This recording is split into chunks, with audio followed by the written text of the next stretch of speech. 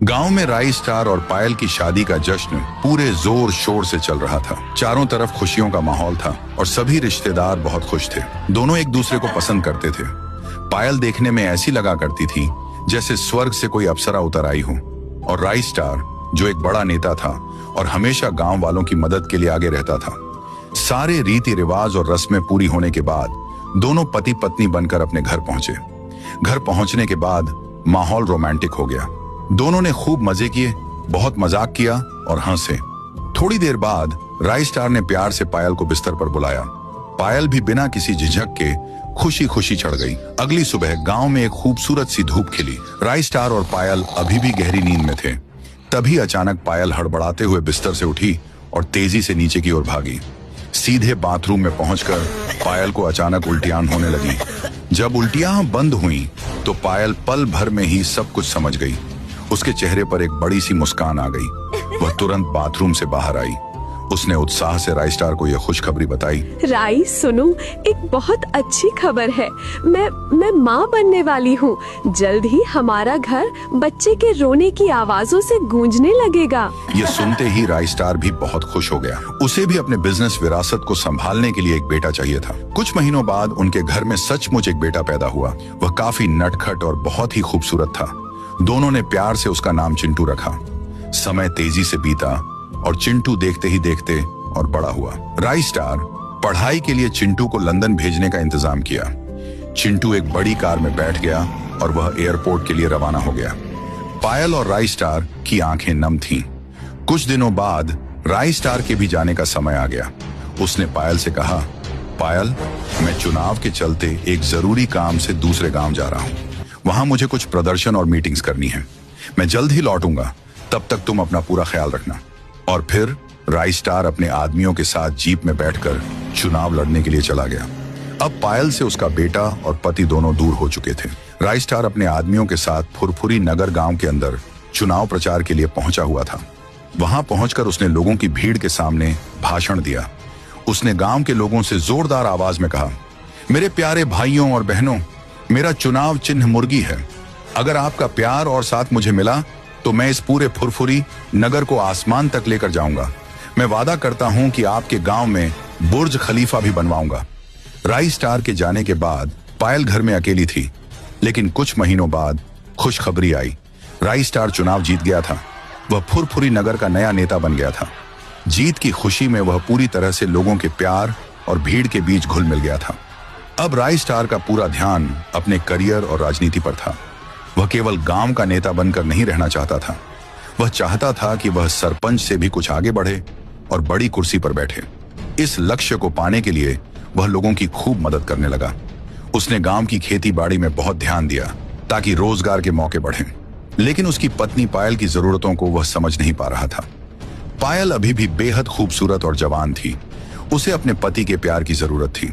पर राई स्टार को गए हुए महीने हो गए थे और दिन तेजी से कटते जा रहे थे। इस अकेलेपन में पायल की जवानी और खूबसूरती निखरती जा रही थी। पायल का जो जवान शरीर था वह अब उसे काटने के लिए दौड़ता था और उसकी हवस उसे अंदर ही अंदर खाने के लिए दौड़ रही थी। एक दिन एक भंगार खरीदने वाला लड़का, जिसका नाम रमेश था, जो पहली बार अपने ट्रक को लेकर पायल के घर के सामने आवाज लगाने लगा। सुनो सुनो रे भैया भाभियों, आपकी गली में रमेश भंगार वाला आ चुका है। जल्दी अपने घरों से भंगार, बाटली, टायर, जो कुछ भी हो लेकर आइए। आपको अच्छे दाम मिलेंगे। रमेश की यह आवाज सुनकर पायल बाहर निकलकर देखने लगी। उसने देखा कि भंगार वाला लड़का, जो कि कबाड़ इकट्ठा करता था, वह बेहद हैंडसम और हट्टा कट्टा नौजवान था। उसकी उम्र लगभग 25 साल की थी। पायल ने जब रमेश को देखा तो उसके मन में कुछ अजीब सी फीलिंग जाग उठी। वह वो भावना थी जिसे वह लंबे समय से दबाए हुए थी। वह तुरंत रमेश के पास गई और थोड़ी शर्माते हुए बोली, मेरे घर में काफी सालों का भंगार रखा हुआ है। आप अंदर चलिए और देख लीजिए। आप अच्छे भाव से भंगार ले लेना। रमेश ने सिर हिलाया और फिर पायल और रमेश दोनों घर के अंदर चले गए। पायल उसे कोने में रखा हुआ काफी सारा भंगार दिखाती है। रमेश उन चीजों को अच्छे से देखता है और हिसाब लगाकर कहता है, वाह, भंगार तो आपके पास अच्छा खासा है। मैं लोहा 20 रुपए किलो से लूंगा और प्लास्टिक 11 रुपए किलो से। आपको अच्छी कीमत मिल रही है। रमेश सारे भंगार को अपनी टेम्पो में डालने लगा। पायल बार बार रमेश को घूरे जा रही थी। पायल ने रमेश से कहा, क्या तुम्हारी पत्नी बच्चे नहीं है? तुम्हारी शादी नहीं हुई क्या अभी तक? तभी रमेश बोला, नहीं, मैं अकेला हूँ। मेरी शादी नहीं हुई है और अभी मेरे पत्नी बच्चे कहाँ से आएंगे? मैं तो एक कबाड़ वाला हूँ। फिर पायल कहती है, अगर तुम्हारी पत्नी होती तो कितना अच्छा रहता, तुम्हारा ख्याल रखती। अब तुम्हारी उम्र भी काफी होती जा रही है, धीरे धीरे तुम बूढ़े हो जाओगे, फिर कौन तुमसे शादी करेगा? प्लीज आप 5-6 दिनों बाद फिर आना, क्योंकि तब तक और भी काफी भंगार कबाड़ा जमा होगा। फिर उसके बाद आप उसे भी लेते जाना। जरूर, मैं फिर से आऊंगा। तब तक आप और भी अच्छा खासा भंगार जमा करके रखना। मैं आपको अच्छी कीमत ही दूंगा। यह कहकर रमेश अपने घर की ओर निकल जाता है और रोजमर्रा के कामों के लिए गलियों में घूमने लगता है। ठीक 5-6 दिनों बाद रमेश अपनी भंगार से भरी हुई ट्रक के साथ फिर से पायल के घर के सामने आकर रुका।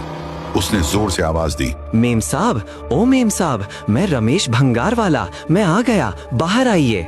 रमेश की आवाज सुनते ही पायल फौरन सीढ़ियों से नीचे उसकी तरफ जाने लगी। रमेश के सामने पहुंचकर उसके चेहरे पर एक मुस्कान थी।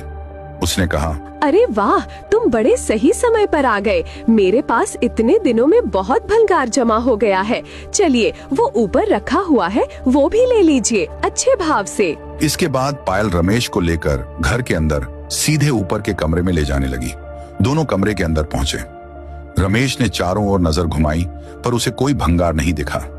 वह कुछ कहता, इससे पहले ही पायल ने अपने कपड़े खोल दिए। रमेश यह देखकर हैरान हो गया। पायल ने रमेश से उत्तेजित होकर कहा, अरे इधर उधर क्या देख रहे हो? सामने देखो, तुम्हारे सामने भंगार पड़ा रखा है। रमेश, जो अब भी थोड़ा हैरान था, बोला, आप ये कैसी बातें कर रही हैं? आप कबाड़ थोड़ी हो, आप तो बेहद खूबसूरत हो, नौजवान हो, और आप ये सब क्या कर रही हो? फिर पायल ने गहरे दुख और अकेलेपन के भाव से कहा, मैं खूबसूरत लग रही हूँ, लेकिन मेरा पति मुझे कबाड़ समझता है। वो कभी मेरी तरफ ध्यान ही नहीं देता। वो कभी ये जानने की कोशिश ही नहीं करता कि मेरी भी जरूरतें हैं। मैं यहाँ पर पड़ी पड़ी कबाड़ बन चुकी हूँ। अब मेरी जिंदगी बहुत दुखों से गुजर रही है, और तुम एक कबाड़ वाले हो, तो तुम मुझे खरीद सकते हो।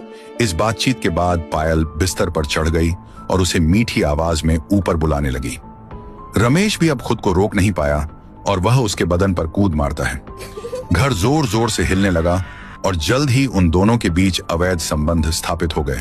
यह सब कुछ होने के बाद रमेश अपने घर जाने के लिए पायल को बाय बाय करता है। तभी पायल ने रमेश से कहा, मेरे पति से कभी इतनी खुशी नहीं मिली जो तुमने दी है आज, और हाँ, 8-10 दिन बाद फिर आना। ये कहकर पायल रमेश को बाय बाय करती है। रमेश अपनी भंगार से भरी हुई ट्रक को लेकर अपने घर की ओर निकल जाता है। पायल बहुत खुश थी, क्योंकि उसके पास पैसा, रुतबा, घर, गाड़ी, बंगला सब कुछ था। जिस बात की उसे कमी थी, वह भी अब पूरी होने लगी थी। अब पायल जाने अनजाने में रमेश से बेहद प्यार करने लगी थी। इधर रमेश भी पायल का आदी हो चुका था। फिर से रमेश आया। अब तो पायल और रमेश के बीच में आए दिन ये गलत रिश्ते बनने लगे थे। उधर राई स्टार मंत्री का चुनाव जीत भी जाता है और लोगों की सेवा करने लगता है, और इधर दोनों मौज मस्ती करने लगते हैं। पति राई स्टार, वह तो अपने सरकारी कामकाज में बहुत व्यस्त रहता था। अब पायल को उसकी जरूरत नहीं थी। जब तकरीबन 1.5 से 2 साल ऐसे ही गुजर जाते हैं, तो जो आस पड़ोस के लोग थे वह देखते हैं कि यह कबाड़ वाला अक्सर मंत्री के घर पर क्यों आता है, और आकर के इसके घर के अंदर चला जाता है। 2-3 घंटे हो जाते हैं। घर से बाहर गली में आस पड़ोस के लोग जमा हो गए थे। तभी रमेश घर से बाहर निकला। एक आदमी तुरंत रमेश के पास आकर कहता है, अरे रमेश, तू मुझे एक बात बता कि तू राई स्टार मंत्री के घर में क्या कर रहा था? मंत्री की पत्नी पायल और तुम्हारी हंसी की आवाज आ रही थी। इसके बाद रमेश ने बात को छुपाने के लिए तुरंत कहा, अरे मैं उनके घर में झाड़ू पोंछा करता हूँ, सफाई करने आया था, बाकी कुछ नहीं। चलता हूँ। यह कहकर रमेश तेजी से वहां से चला गया। पर लोगों को इस बात पर बिल्कुल भरोसा नहीं था। सब समझ रहे थे कि मंत्री की पत्नी और भंगार वाले के बीच कुछ तो हुआ है। तकरीबन 15 से 20 दिन बाद जब राई स्टार अपने घर पर आता है, तो जो लोग थे उनमें से एक आदमी बोलता है, रुक जाओ राई स्टार भाई। वे राई स्टार को अपने पास बुलाते हैं और कहते हैं कि भाई, बुरा ना मानो तो मैं एक बात कहना चाहता हूँ। जरूर तुम्हारी पत्नी गलत संगतों में पड़ चुकी है। एक कबाड़ वाला व्यक्ति जिसका नाम रमेश है, वो अक्सर तुम्हारे घर पर आता है और घंटों ठहर कर। फिर राइस्टार बोलता है, आखिरकार पूरी बात क्या है? मुझे तो ऐसे कुछ भी पता नहीं कि कोई कबाड़ वाला मेरे घर घंटों ठहर करके जाता है। मैं इसकी खबर लेकर ही रहूंगा। फिर राइस्टार दूसरे के घर में छुपकर ठहर कर इधर उधर देखने लगता है। दिन बीत गए, रात बीत गई, 7-8 दिन हो गए। राइस्टार उसका इंतजार कर रहा था वहीं ठहर कर। तभी उसने देखा रमेश ट्रक को लेकर राइस्टार के घर के सामने आकर रुका और सीधा अंदर चला गया। ये सब राइस्टार अपनी आंखों से देख रहा था। तभी उसे विश्वास हुआ। फिर वह दौड़ता हुआ, भागता हुआ अपने घर के अंदर जाने लगा। राइस्टार सीढ़ियों से ऊपर के कमरे में जाने लग जाता है। वह घर के कोने में छुप कर देखता है कि पायल और रमेश दोनों गलत काम कर रहे थे और पायल रमेश को बोल रही थी, इतना सुख मेरे पति ने कभी नहीं दी जो तुम देते हो हर हफ्ते में। राइस्टार यह सुनकर गुस्सा हो गया और जलन महसूस हुई। उसने एक लकड़ी उठाई। उसने अपनी पत्नी पायल को रमेश के साथ आपत्तिजनक स्थिति में पकड़ा। रमेश डरता हुआ पीछे मुड़ा। पायल डर गई। राइस्टार चिल्लाकर बोला, तुझे मैं आज खत्म कर दूंगा। तभी पायल रमेश के सामने खड़ी हो जाती है और कहती है कि पहले मुझे मारना होगा, तभी तुम इसे मार पाओगे। राइस्टार कहता है कि तू हट जा, और तूने मेरी इज्जत को मिट्टी में मिला दिया है। अरे, तुझे किस बात की कमी थी जो मैंने तुझे नहीं पूरी की, और आज तूने मेरी इज्जत को तार तार कर दिया। पायल कहती है कि कौन से सुख? तुमने कभी मेरी जरूरतों का ख्याल रखा? अरे, घर और पैसा होने से सभी सुख नहीं मिल जाते। औरत की कुछ अपनी जरूरतें होती हैं जिनकी तरफ तुमने कभी ध्यान ही नहीं दिया। मैं क्या करती? सालों से मैं मुर्दा बनकर जी रही थी। मुझे तो ये लगता था कि आत्महत्या कर लूं, लेकिन तुम पूरी तरह से पैसे के लिए पागल हो चुके थे। मैंने तुम्हें बार बार ये कहने की कोशिश की, लेकिन तुमने मेरी भावना को समझा ही नहीं। अब राइस्टार समझ जाता है कि पायल पूरी तरह से रमेश की दीवानी हो चुकी है। साथ ही उसको अपनी गलतियों का एहसास भी हो चुका था। तब राइस्टार कहता है, क्या करूं? अगर तुम दोनों को मार दूंगा तो समाज में मेरी बदनामी होगी। अगर इस कबाड़ वाले को भी मार दूंगा तो भी मेरी बदनामी होगी। आखिरकार मैं करूं क्या?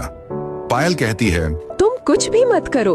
तुम जैसा चल रहा है वैसा चलने दो, और गांव वालों से बोल दो कि वो हमारे घर में कुछ काम करने के लिए आता है। राइस्टार अपने दिमाग से काम लेता है और गांव वालों से बोल देता है कि वह कबाड़ वाला मेरे घर में कुछ काम करने आता है, जैसे झाड़ू पोंछा, पौधों को पानी देना, ये सब करने आता है। फिर गांव वाले राइस्टार मंत्री के मुंह से बात सुनकर एकदम शांत हो जाते हैं। लेकिन यह बात राइस्टार को अंदर ही अंदर खाए जा रही थी कि उसकी पत्नी एक कबाड़ वाले के साथ गलत रिश्तों में लिप्त है। तकरीबन 15 से 20 दिन बाद राइस्टार अपनी पत्नी से कहता है कि चलो हम किसी एक अच्छे जगह पर घूमने के लिए चलते हैं। पायल यह बात सुनकर बहुत खुश हो जाती है। वह कहती है कि अगर हम चल रहे हैं तो क्यों ना हम रमेश को भी साथ ले लें? राइस्टार कहता है कि ठीक है, उसे भी साथ ले लो।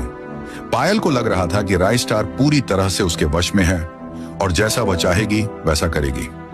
राइस्टार अपनी पत्नी पायल और उस कबाड़ वाले रमेश को साथ ले जाता है और घर से 300 से 400 किलोमीटर दूर एक खूबसूरत जगह पर जाता है। एक आध दिन घूमते हैं, खूब हंसी मजाक करते हैं। राइस्टार को समझ में आता है कि पायल रमेश से बहुत ज्यादा प्रेम करती है, उसी के साथ खुश है। तब तीर्थ स्थान पर जाने के बाद वहां पर राइस्टार अपनी पत्नी पायल से कहता है कि अब मैं तुम्हारी शादी इस रमेश के साथ कराने वाला हूं, क्योंकि तुम इसके साथ बेहद खुश हो और मैं नहीं चाहता कि किसी की जिंदगी बर्बाद हो। अगर तुम हमारे घर पर रहोगी तो एक न एक दिन गुस्से में आकर मेरे हाथों से कुछ हो जाएगा, या फिर तुम मुझे धोखा देकर मार दोगी। इसीलिए तुम इसके साथ खुश हो तो इसके साथ विवाह कर लो। पायल सुनती है तो वह रोने लगती है, गिड़गिड़ाने लगती है और बोलती है, मुझे बड़ी गलती हो गई, अब ऐसी गलती नहीं करूंगी। मैं रमेश को छोड़ दूंगी।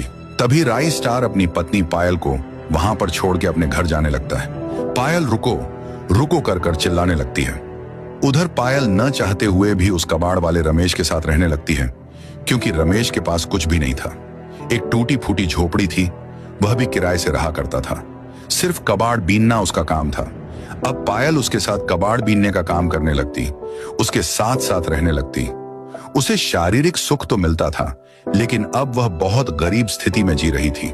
बैठी बैठी अपने आप को कोसती थी कि उसने अपने हाथों से अपने पैरों पर कुल्हाड़ी मार ली है। लेकिन अब क्या था, अब बहुत देर हो चुकी थी।